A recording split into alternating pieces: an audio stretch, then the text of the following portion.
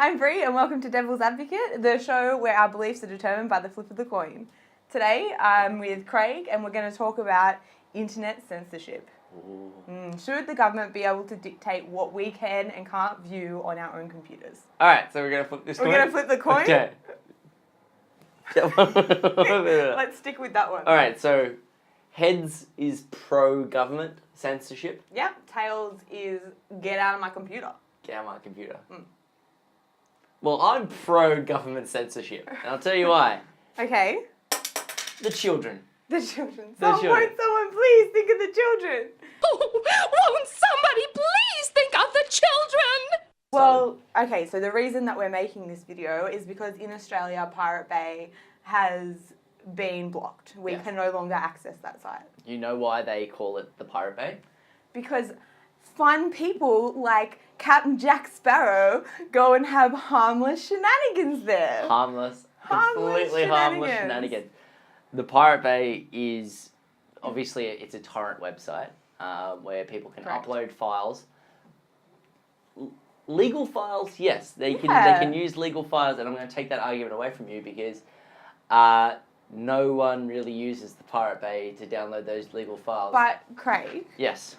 They are not letting us access those legal files because they have blocked the website entirely. There are other places you can go. No, but they have blocked that website, and people will, like, I'm sure you know about the internet. It's like when you were back in school and you tried to go onto Facebook or well, not let's be real, it was MySpace. Yeah. You tried to log on to MySpace, and then the fun little Change my top internet police would be like, duh, you cannot see that. Yes. The government is taking us back to primary school where we can't look at MySpace. I want to look at MySpace, dude. Okay, so, like, that's not even really an argument that I would even be able to defend if I wasn't, like, in a video, because you should be able to access those sites at a school anyway. But why not? Like, in times that are your free time. Moving away from the school. I think the internet is kind of like the epitome of free speech. It's where we're able to go and freely kind of look at what we want to, like, without hurting anyone else, you know, research those things that are, I don't know, learn how to cook a pizza. You're describing... left-hand turn. You're describing like, backtrack. Beautiful utopia of this. Yeah, where the internet is all cats, dogs, and pizzas. Show me this beautiful internet place, because I clearly have never been there, because I'm not sure if you've been on the internet like in like the last 15, 20 years. It's a fucking horrible cesspit of just... It's also where our wonderful Goober audience resides. Imagine if you said something... Freaks. Yeah, but imagine if you couldn't say that. There's plenty of things that the government come in and tell you that you're not allowed to do. You can't walk down the street and shoot someone in the face. It's illegal. You just murder. But that's true. I think shooting somebody in the face is a little bit different to downloading a song. Stealing the intellectual property of someone who's spent years of their life crafting their skill. Did you watch the movie The Hurt Locker, by any chance? Movie by Catherine Bigelow. It was released in 2009, I believe. It won the Academy Award for Best Picture. It detailed Jeremy Renner, who was a bomb defusal expert in Iraq. I'm like tired of even listening to explain it, so I didn't watch it. That's all good. Good movie. Really tense right there. So it was a labour of love for a year for Catherine Bigelow. A lot of people worked on it. Paul Hartzell made a fantastic movie. It was only an indie flick. Cost them $14 million to make, which is a lot of money, but in terms of blockbusters. About 2 months before its theatrical release, got leaked onto torrent sites. The movie grossed, I believe, $15 million. Oh my God, $15 million? Oh my God, poor Hollywood. They only got $15 million. For a movie that cost $14 million, it took a year of... They still made $1 million. No, not when it comes into account, like, what they distribution... I know what you're saying, but, like, I think in today's society, there's things like Netflix and, like, Spotify, and you've seen people pay for it because that's the way that they're going to access their files. So, like... For illegal streaming. That's fantastic. Yeah, but, like, for file sharing and things like that, like, the Pirate Bay...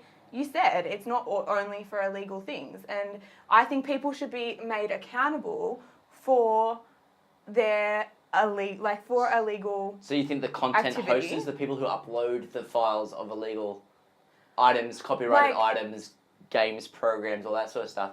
Because I think like it's easy to hand wave and say, oh, Hollywood makes billions of dollars, music artists, those poor music artists living there. They make their money because what they're delivering is content that people actually want to watch, people want to listen to. But they don't they deserve to be able to make money on their product? They do. They totally deserve to be able to make money on their product. I would also argue that I know that I shared music with my friends and burnt CDs legally. Yes.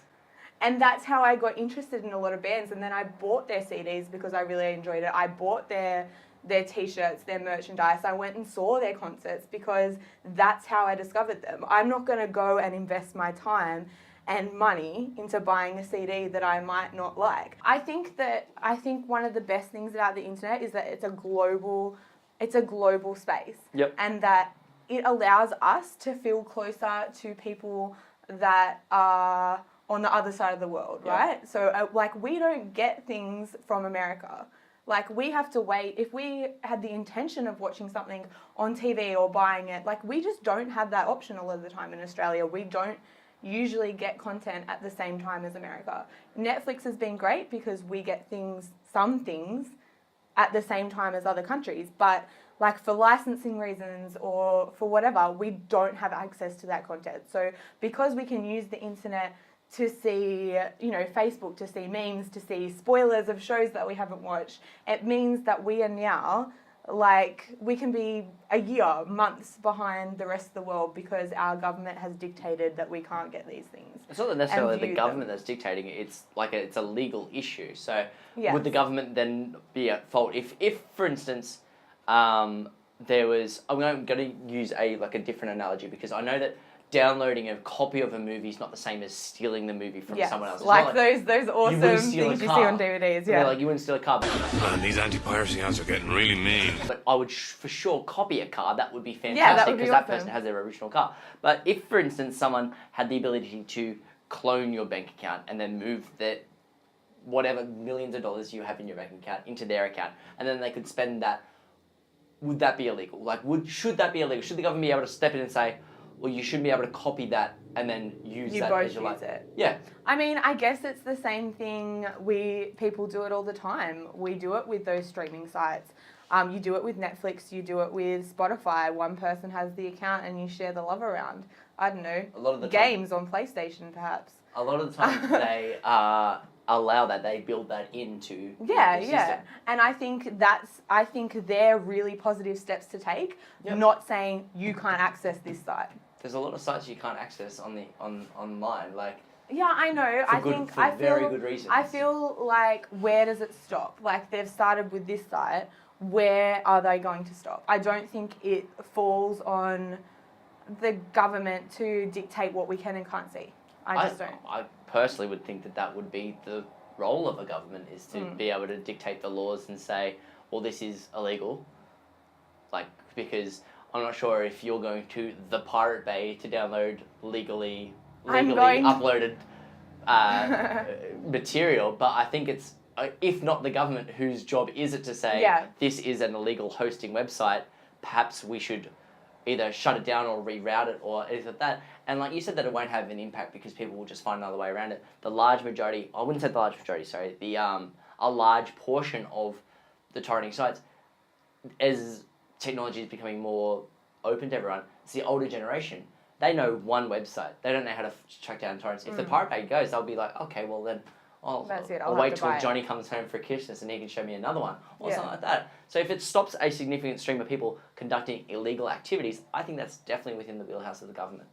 Yeah, I think I see the internet as a global platform, and I don't think that it's right that we are cut off from that platform by our government. It almost gets to the point where it's China regulate the internet that they get to see, and do we really want to get to the point where we're cut off from the rest of the world? I think because our government doesn't. Yeah, but I don't think when I first started looking at different sites and things like that, I thought that would be something that would happen. So we have a very kind of liberal government at the moment that is you know, they have very different. I mean, our government, our Liberal they're not. The Liberal Their government Liberal is government conservative, is and our Labor government is liberal. Yes, it's weird. We have a very conservative government at the moment, and they, like, some things that I thought would never happen. Yeah. So I don't think that it's unrealistic. I mean, and everyone said it was a slippery slope to Trump becoming president, and look where we are now. Well, he's not president yet. Oh, grasping at straws on that one. Oh, God.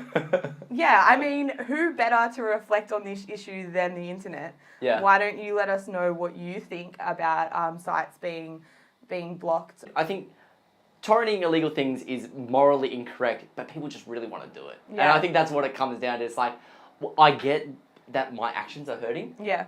I really want to do it. And like, as long as it's hurting that much, and I don't get to see the people it hurts. So yeah, it's exactly. Okay, it's right? like it's like I click this thing and then I have it, and you don't see like it's so easy. That's what it is, isn't it? It's so easy. And the other thing is, like I said, we're so behind in some things that in Australia, particularly, we're like, oh God. And then when it comes, we have to pay like, you know, $50 to get a season, and it's over in a day, and I feel so used.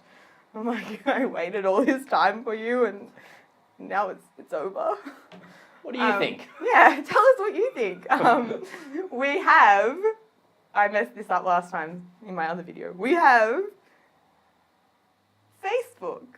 We have I have no idea where this is going. Instagram, and we have Twitter. Check us out on those platforms. And our next video will be insert video here. Ramsay Bolton vs. Joffrey Baratheon. Yeah, so don't forget to like and subscribe, comment down below, and we'll see you next time. Bye. Bye. That did not flip it on. Shall I flip it again? One more time. Little help. And now, like, I was arguing very strongly against the slippery slope argument. I keep doing that every time. Slippery slope. Slippery slope. Slippery slope. But like, then you